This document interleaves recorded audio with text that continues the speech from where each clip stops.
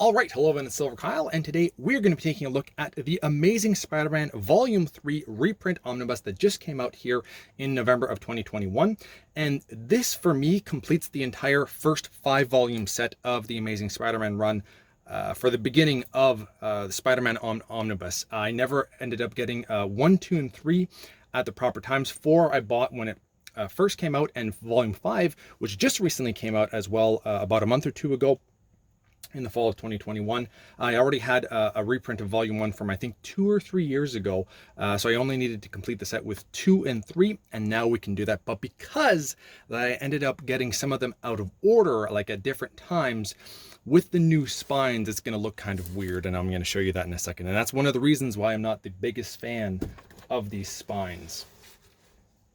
So as you can see, Volume 1 I ended up getting a few years back. Volume 2 was reprinted earlier this year before they announced or started creating these new spines, and that to me is like a big difference. But what's even worse is that it's like, okay, well, maybe you only have Volume 1 and 2, and then it kind of continues on with these new spines with a much smaller font, this nice little picture. I do like the little picture, but I just don't like that it doesn't match. The names are crazy small, like you can barely see that, and Volume 3 is much smaller as well.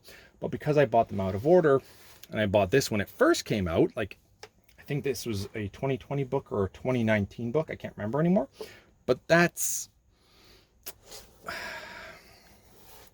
like, that is not the nicest, unfortunately, looking set. It just mixed and matches everywhere. It doesn't even look like it's the same series, really. It seems like this is one series, that's a new series, that's a new series, that's a new series. It's my only real big negative gripe about this book and Marvel's Omnibus nowadays. It's only the older stuff. All their newer stuff, they have different spines. For example, like something that's like a new Spider-Man book would have this, so it looks completely different, and it has nothing to do with the older Silver Age books, nearing into the Bronze Age. I don't know if all the Bronze Age, it's going to be interesting to see what happens after that, but the volume ones kind of look like this. So anyway, enough about that. That's my only negative about the book. Let's actually look at the build of Volume 3. Okay, so now we'll take a closer look at the actual omnibus itself, go over the build and all that kind of stuff. In terms of this cover, I usually always prefer the actual material that they have. So this kind of stuff, I would have preferred any of these covers. And I mean, you can only get those from specific retailers or a specific comic book shop. And unfortunately, we don't have any of the online retailers that offer, sales and things like that in Canada.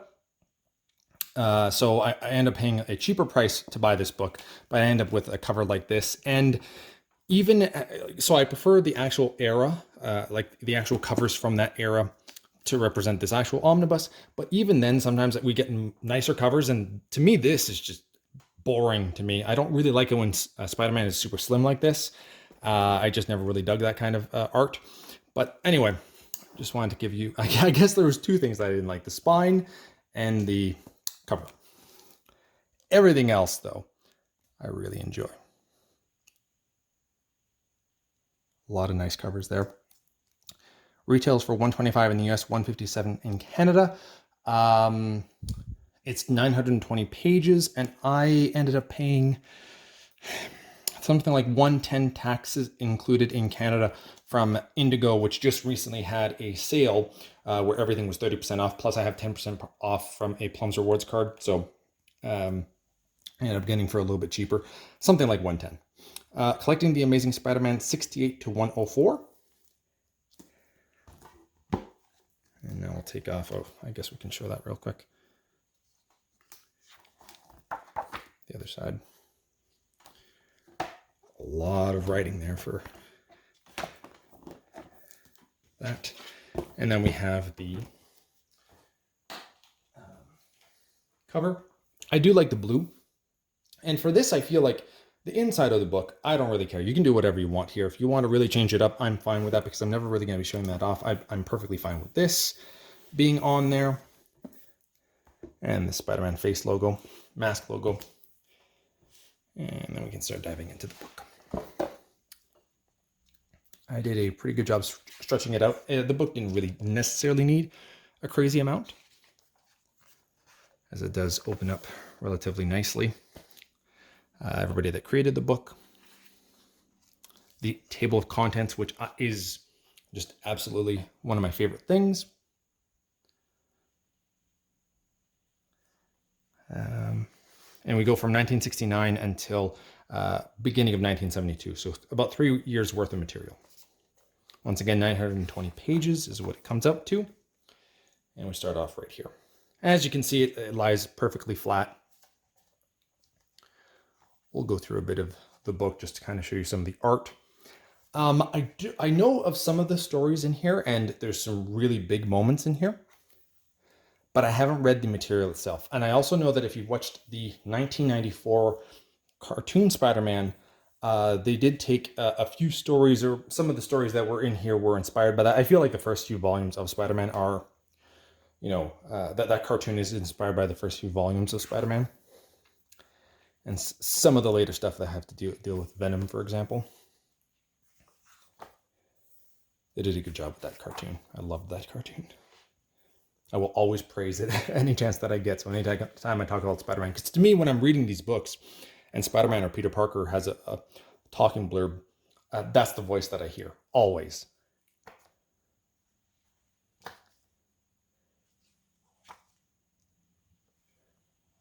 Some nice 1970s art.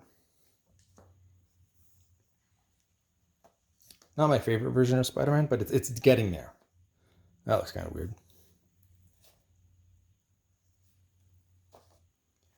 And then we'll just go to the extras. So as you can see, we're at the end of the book here.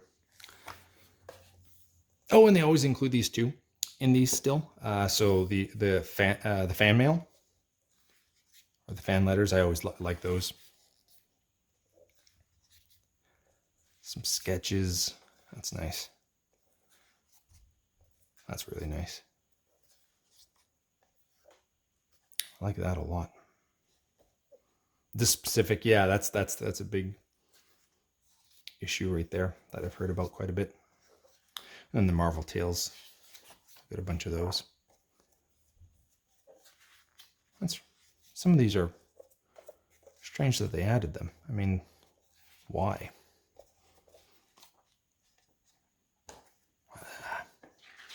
That's nice.